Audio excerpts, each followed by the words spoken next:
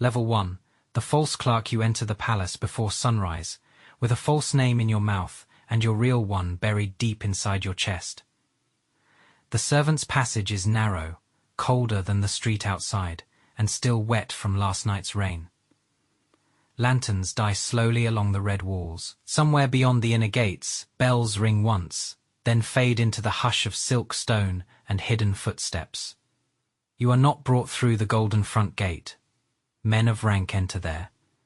Princes, ministers, generals. You enter through the side door carrying nothing but a small bundle of clothes, a clerk's brush, and the secret order folded beneath your sleeve. Find the princess. Make her trust you.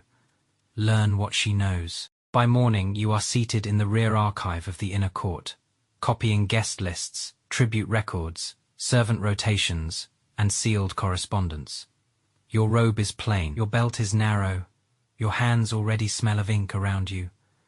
Old clerks cough into their sleeves, eunuchs count documents in low voices, and nobody looks at you long enough to remember your face. That is good. A spy survives by being forgettable. Then a sealed letter arrives from the princess's residence. The room changes before anyone speaks. The old clerk stops moving. The eunuch carrying the letter lowers both hands as if the paper itself has rank. On the wax seal, you see a moonflower beneath a thin blade of cloud. Your supervisor places it near your desk. "Register the sender," he says. "Do not open it." You bow. But when the room turns toward a drop stack of documents, your fingers move just enough to lift the folded edge beneath the seal. One line appears, one name. The same name your master whispered before sending you here. Your breath almost stops. The princess is not a lonely royal daughter waiting behind silk screens. She is guarding the secret your masters fear most. Then you notice something worse. On the outer fold of the letter, exactly where your thumb touched the paper, there is a tiny black brush dot, a mark, a warning, or an invitation. You came to spy on the princess from the shadows, but before you have even seen her face, she may already know you are here. Level 2, her reading room. By the second morning, you are no longer only a clerk in the rear archive. A small mistake appears in your record, though you know you did not make it. One title is copied in the wrong column. One servant rotation is marked with a symbol used only by the princess's residence. Your supervisor frowns, but before he can punish you, an order arrives. The princess requires an assistant in her reading chamber, someone young enough to carry books, quiet enough to arrange scrolls, and unimportant enough not to disturb her. You bow as if you are grateful. Inside, you understand that someone has moved you like a piece on a board. The reading chamber sits beyond 2 courtyards, and a corridor where the air smells of sandalwood, old paper, and faint perfume. Silk curtains hang so still, they seem to be listening. Shelves rise from floor to ceiling. Poetry, military reports, old treaties, family records, forbidden histories copied in careful hands. You are told to lower your eyes, prepare the ink, sort the books by dynasty, and never speak unless spoken to. Then she enters. The princess is not dressed like a fragile ornament. Her robe is pale, almost simple, but every servant in the room lowers their head before she reaches the desk. She moves quietly, without hurry, as if the chamber already belongs to her thoughts. You expect her to ignore you. Instead, she stops beside the table where you have placed 3 books and 1 sealed scroll. "You are the new clerk," she says. Her voice is calm, but not soft. "Yes, Your Highness." And you read quickly. Your fingers tighten around the brush. "Only what I am ordered to read." For the first time, she looks directly at you. Not long, not rudely, just long enough to make the lie feel visible on your face. She sits behind the low desk and opens a book of poems. For the next hour, she asks you to read titles aloud, fetch old commentaries, and copy a passage about loyal ministers who served the wrong ruler. Every task feels harmless. Every question feels measured. When she dismisses the other attendants, the room grows quieter than a locked chest. You reach for a folded note near the inkstone, pretending to arrange the table. Before your fingers touch it, she speaks again. "Tell me," she says, eyes still on the page, Does my handwriting look like the handwriting of someone who is hiding something? The question lands colder than a blade. You do not answer too quickly. You cannot answer too slowly. All royal handwriting hides something, Your Highness. You say at that. The corner of her mouth almost moves. Not quite a smile, more like recognition. She closes the book and slides it toward you. Inside the margin, written in a hand too elegant to be careless, are 4 words. Some lies arrive early. You lower your eyes before she can see the fear in them. But you know she has already seen enough. Yesterday you were sent to find a secret. Today the secret has begun speaking back. Level 3, her daily pattern by the 4th day. The princess stops asking who sent you. That is worse than suspicion. Suspicion still searches for proof. Silence means she may already have it. Your new duty is simple. Prepare her books before dawn, record her lessons, arrange her music sheets, carry old letters to the archive, and note which attendants enter or leave her residence. To the other servants, you are only a useful clerk with clean handwriting. To your masters outside the palace, you are finally close enough to observe her routine. But the more you watch, the less her routine makes sense. Every morning she reads poetry where any noble daughter might. Every afternoon she studies border reports no princess should need. Every evening she walks through the west garden, past the lotus pond, past the stone lanterns, past the old plum tree bent like an elderly servant. Then she stops before a locked gate hidden behind bamboo. She never touches it. She never asks for it to be opened.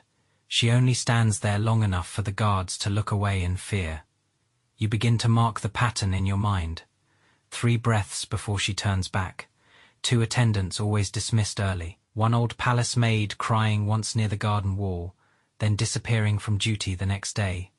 In a palace like this, a locked gate is not just a locked gate. It is a memory someone powerful once buried. Your master's next message reaches you inside a folded inventory list. Learn what lies beyond the western gate. That night, as rain taps softly on the roof tiles, you follow the princess from a distance. Her pale robe moves through the garden like mist. She stops before the gate again, but this time she speaks without turning. If you are going to follow me, clerk, breathe more quietly. Your blood goes cold. You step from the shadow and kneel. Forgive me, Your Highness. Do you ask forgiveness because you followed me, she says, or because you were ordered to? The rain fills the silence between you. Behind the gate, something moves. Not the wind, a slow sound, like a chain shifting against stone. The princess looks at the locked door, and for the first time, her face loses its perfect calm. Some doors in this palace, she says, are locked to keep people out. Others are locked because someone inside still knows the truth. Then she walks away, leaving you kneeling in the rain with one terrible thought. You were not sent to study her routine. You were sent toward the one secret she cannot afford to lose. Level 4, the hidden brush the next morning. The western gate is not mentioned by anyone. That is how the palace protects its deepest wounds. Servants walk past the garden with lowered eyes. Guards stand farther from the bamboo path than before. Even the old clerks in the archive avoid the word west, as if direction itself has become dangerous. Your duty remains ordinary on the surface. Copy reading notes, prepare ink, arrange old scrolls for the princess. But beneath every harmless task, you begin to write another message, not with obvious words. That would be suicide. You hide your report inside brushstrokes, in the length of certain lines, in the pressure of ink at the beginning of copied poems. A loyal minister in one passage becomes a warning. A broken gate in another becomes a location. A repeated character becomes a name. This is how spies survive in places where even paper can testify against them. But the princess watches your hand more than your face. She says nothing while you copy. She only sits beside the window, turning pages slowly as morning. Light touches the edge of her sleeve. You begin to understand her danger. She does not need to catch you in a lie. She waits until the lie grows tired and reveals itself. That afternoon, when you return from the archive, you find a poem placed neatly on your desk. It has no seal, no signature, no threat.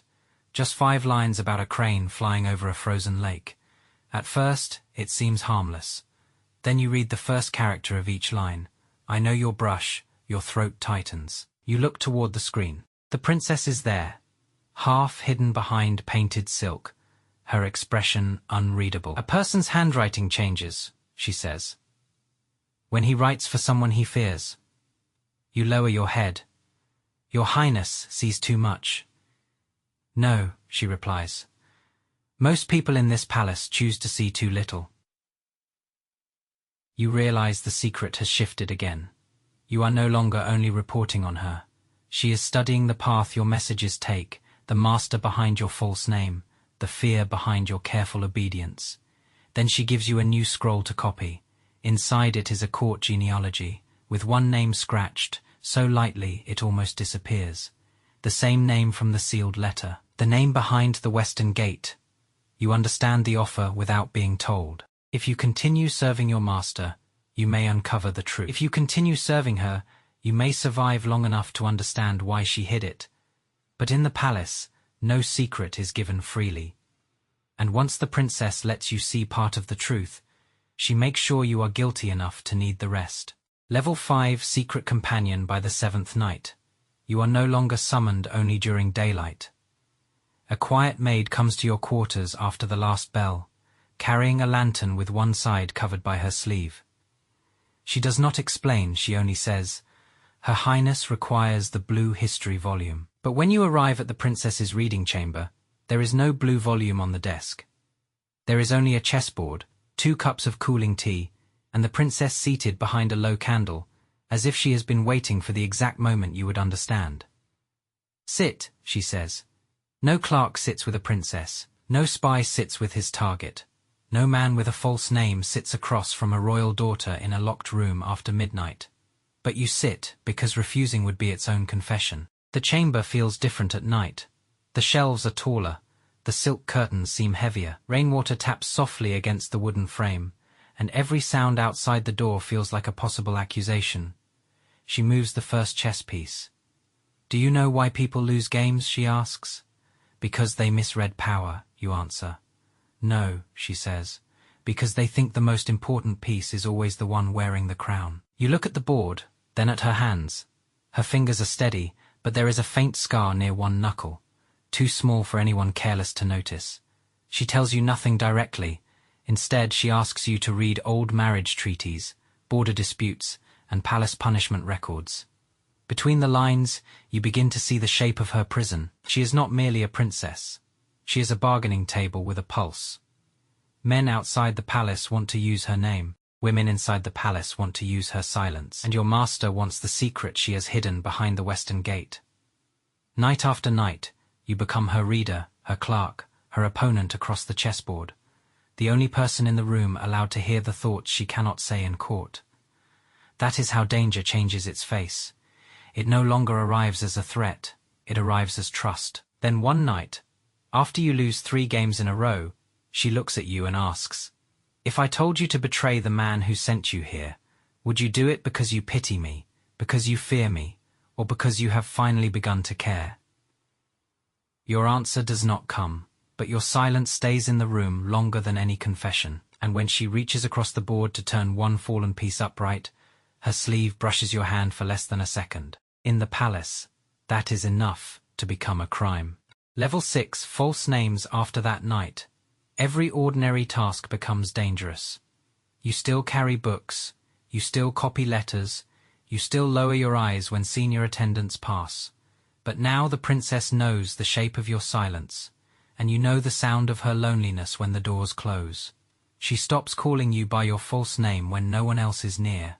Not often, never carelessly. Only once in a while, so quietly that the word feels less like a name and more like a key turning inside a locked room. The first time she says your real name, you nearly drop the inkstone. You never told her. Not in the archive, not in the reading chamber, not during the midnight chess games. That name belongs to the world outside the palace, to the man you were before you became useful. She watches your face and understands everything before you can hide it. Now we are both pretending, she says. You want to ask how she knows. You want to ask who told her, how long she has known, whether your master has already been exposed. But the questions would only make you smaller, so you say, "Then your highness has the advantage." She closes the book in front of her. "No, I have the truth. That is not always the same thing." From that moment, the game changes. You are no longer only the spy sent to study her. You become the man she allows near the edge of her real life. You see the letters she never sends.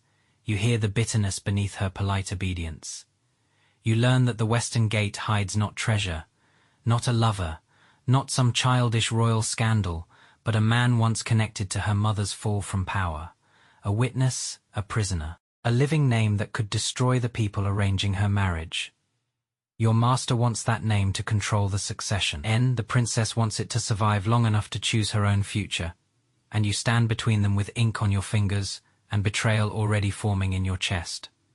One misty morning in the garden, she walks beside you beneath the plum trees, close enough for her sleeve to brush yours, far enough for any watching servant to deny what they saw. "Tell me," she says, "which name is more dangerous?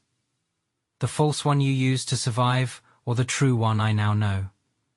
You do not answer. The pond is still, the palace roofs glow pale under the first light.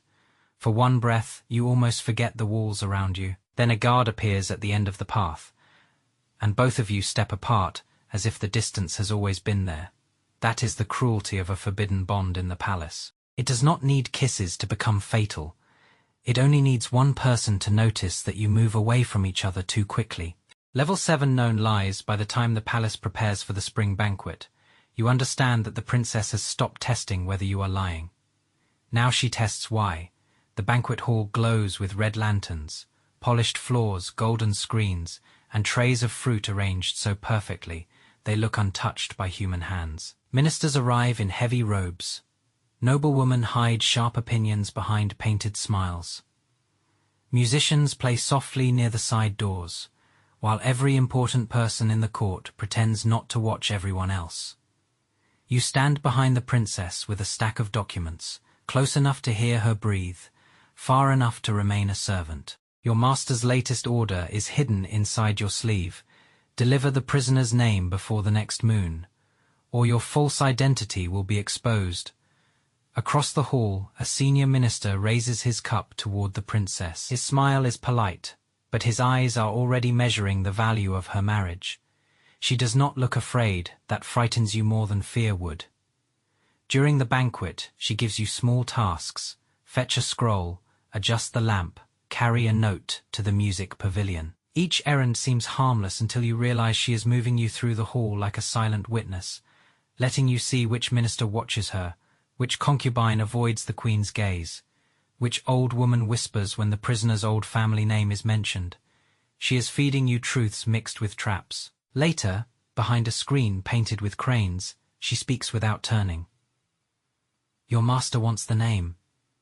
Your hand tightens around the folded note. "Many people want many things, Your Highness." And you still answer like a clerk when you are afraid. Before you can reply, she steps closer, just enough for the scent of cold tea and hair oil to reach you. "You lie well," she says, "but when you look at me, you forget which face you are supposed to wear." The words strike harder than accusation, because they are true. You came here wearing a false name, a false loyalty, a false life. But somewhere between the reading chamber, the locked gate, and the midnight chessboard, the lie began to fail in only one place, her presence. "Let him believe he is winning." You look down. "And what will it cost me?" For the first time that night, her expression softens, but only for a breath. "The same thing it will cost me," she says. "The last clean part of your loyalty." You take the note, and as the music rises again, you realize the mission you were given is already dead. What remains is worse, choosing which betrayal you can survive. Level 8, Loving Betrayer. The false report leaves the palace before dawn. You watch the messenger disappear through the side gate with your master's seal hidden inside a harmless list of incense deliveries, and for one breath you feel relief. Then you understand, relief is only fear wearing a softer face. By noon, 2 unfamiliar guards stand near the archive. By evening, an old eunuch asks why your handwriting has changed. By night, a maid from the princess's residence refuses to meet your eyes. The palace has started to smell the shape of your betrayal. You still serve in the reading chamber, but the quiet has changed. The princess no longer asks whether you are afraid. She knows. Rain falls over the roof tiles as she opens the report you helped her forge. Inside it, your master will find a name, a location, a believable lie, and just enough truth to follow the wrong trail. He will not believe this forever, you say. No, she replies, only long enough. Long enough for what? She looks toward the western garden, for the prisoner to speak before they move him. That is when you realize she has not been trying to hide the secret forever. She has been trying to bring it into the light at the only moment when it can still wound the right people. The witness behind the gate knows who arranged her mother's disgrace, who sold her future marriage, and who has been trading her name like property in court. Your master wants the witness as a weapon. The princess wants him as proof. And you are now the bridge both sides may burn. Later, in her private chamber, she opens a small lacquer box and removes a folded letter sealed with her own hand. She places it before you. If this fails, she says, give this to the Queen Mother. You do not touch it. What is it? A request to spare your life. The room feels suddenly smaller. The candle flame bends in the draught. You came here to deceive her, yet she has prepared mercy for you before preparing victory for herself. That mercy hurts more than suspicion. Why, you ask? She looks at you for a long moment. Because you could have sold me completely. You did not. Outside, footsteps pass the door and stop. Neither of you moves. Then the footsteps continue. When you finally take the letter, your fingers shake once before you hide them inside your sleeve. In the palace, love does not announce itself. It becomes a forged report, a delayed execution, a life spared in advance. And by the time you leave her chamber, you know you have crossed the line. No spy is meant to cross. You have not only betrayed your master, you have begun to hope the woman you were sent to ruin will survive. Level 9, her chosen spy the night before the princess's political marriage. The palace becomes too beautiful to trust. Red silk hangs from the beams.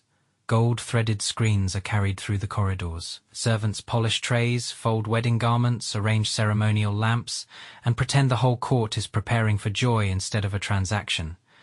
You stand in the outer chamber with ink on your fingers and the Queen Mother's sealed letter hidden beneath your belt. The prisoner behind the western gate has spoken. The truth is worse than rumor. The princess's marriage is not meant to secure peace. It is meant to remove her from the palace before she can expose the people who destroyed her mother and bought influence over the succession. By sunset, 3 factions are moving at once. Your master sends one final command: deliver the real witness record, or die as a traitor. The senior minister sends men to search the archive. The princess sends for you without using your false name. Inside her chamber, she stands before the wedding robe, red as a wound under candlelight. She does not look like a bride. She looks like someone studying the shape of her cage before setting fire to it. On the table are 2 letters. One bears the Queen Mother's mark. The other bears your master's cipher. Only one can leave the palace tonight, she says. You understand before she explains. One letter will expose the minister and stop the marriage, but it will reveal your betrayal. The other will protect your false identity and hand the witness back to the people who sent you. You are giving me the choice, you ask? No, she says. I am showing you that you have had it for longer than you wanted to admit. Her calmness cuts deeper than pleading would. If she begged, you could still feel useful. If she cried, you could still pretend to rescue her. But she does neither. She only watches you as if your soul is another document waiting to be read. Outside, drums begin to sound for the wedding procession rehearsal. Each beat feels like a door closing. You look at the letters, then at the woman you were ordered to seduce, deceive, and destroy. She knew you were a spy. She let you stay.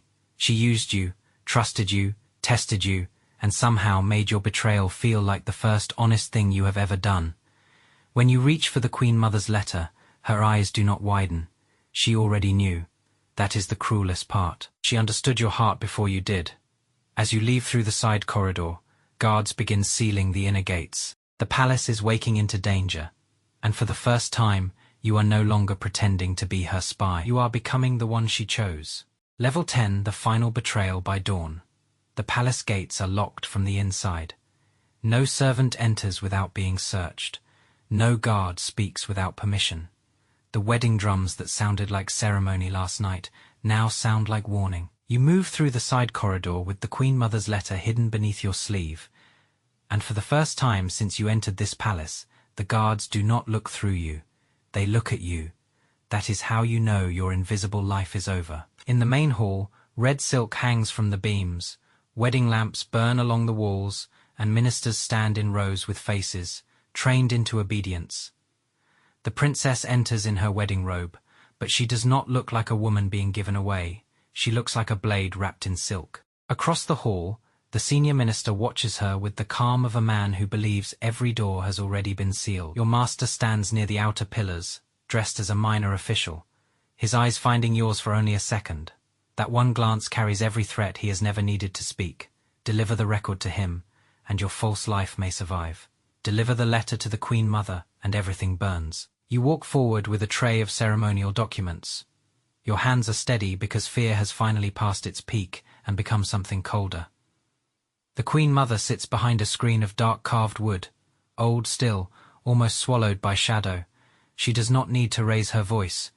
When you kneel and present the letter, the hall seems to lose its breath. The senior minister moves first. That document is improper for this ceremony. The princess does not look at him, she looks at you. Not with gratitude, not with surprise, with recognition. The Queen Mother breaks the seal. One page becomes two. Two becomes evidence. The witness behind the western gate is named. The false marriage agreement is exposed. The minister's old crime rises into the hall like a ghost that has waited years to speak. Voices erupt, then die when the Queen Mother lifts one hand. In that silence, your master turns away from you. You understand what that means. You have not only failed him, you have made yourself unusable. A spy who chooses love over command cannot be trusted by anyone who survives on obedience. The princess steps forward, still dressed in red, and for one dangerous moment you think she will speak your name, your real name, the one she stole from your past and kept like a secret flame, but she does not. She saves you one last time by pretending you are only a clerk who delivered what he was ordered to deliver. That mercy cuts deeper than punishment. By sunset, the wedding is cancelled. The minister is confined. Your master disappears beyond the city before anyone can arrest him.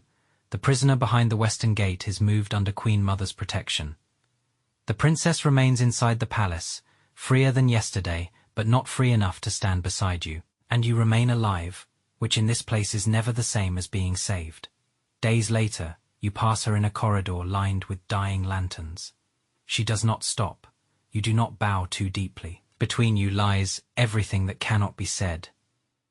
The false name, the real name, the letters, the locked gate, the almost touch of sleeves beneath plum trees, the betrayal that became proof of love. You entered the palace as a man sent to deceive a lonely princess. You leave that innocence behind forever. Now you understand the final law of this world. The palace does not reward the loyal or punish the guilty. It preserves whoever can carry the right secret without breaking. You have climbed from a nameless clerk to the man who changed the fate of a royal daughter, but no song will remember you. No official record will admit that a spy's trembling hand turned the court. The princess will be remembered as clever, the Queen Mother as just, the minister as disgraced.